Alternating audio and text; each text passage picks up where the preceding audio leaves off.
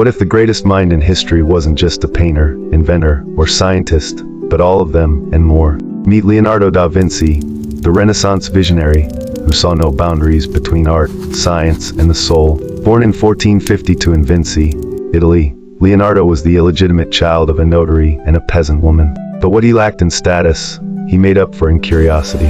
As a boy, he would dissect birds to understand flight, sketch flowing water, and observe shadows as if they held secrets. For Leonardo, the world was a book, and he was learning to read it with both eyes and hands. His notebooks are legendary thousands of pages filled with anatomical studies, flying machines, war devices, and philosophical musings. He wrote in mirror script, perhaps to keep his ideas private, or simply to train his brain differently. But what truly set Leonardo apart was his belief in universal connection, that nature, art, and the human body all followed hidden harmonies. He believed the eye was the gateway to truth. Through observation, he painted not just what he saw, but what he understood.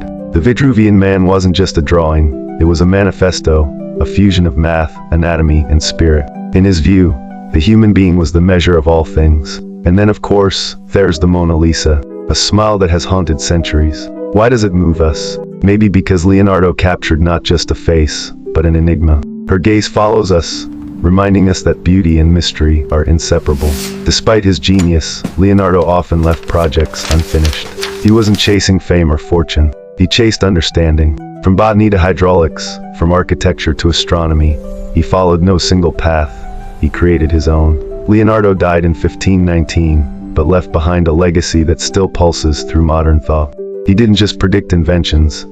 He foresaw a way of thinking where logic and imagination dance. A mind ahead of his time, and perhaps still ahead of ours. Leonardo once said, "Learning never exhausts the mind." And maybe that's the secret, to stay curious, to see the invisible, and to connect the dots others don't even notice. That is the spirit of Da Vinci.